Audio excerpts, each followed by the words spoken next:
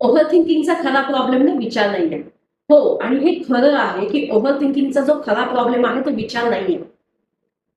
मला हे तुम्हाला सांगायचं की प्रॉब्लेम हा आहे की आपण आपल्या माइंडमध्ये जो कोणताही विचार घेतो, आपण त्या विचारावर विश्वास ठेवतो.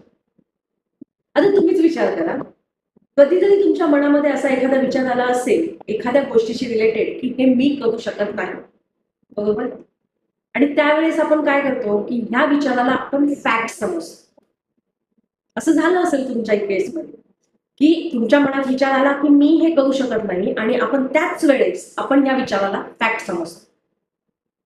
पण जर त्यावेळेस आपल्याला ह्या गोष्टीची जाणीव असेल की हा फक्त एक विचार आहे, हे फॅक्ट किंवा रियालिटी नाहीये, तर परिस्थिती खरं काही औरच असेल की नाही. हो ना, पटतंय ना? तर मग आपल्याला ह्या गोष्टीची जाणीव असायला पाहिजे की कोणता फॅक्ट आहे आणि कोणता जो फक्त आपल्या मनामध्ये येणारा विचार आहे. ज्यावेळेस आपल्याला ह्याची क्लॅरिटी भेटेल त्याच वेळेस आपण जे ओव्हर थिंक करतो ना, तर ओव्हर थिंक करणार नाही.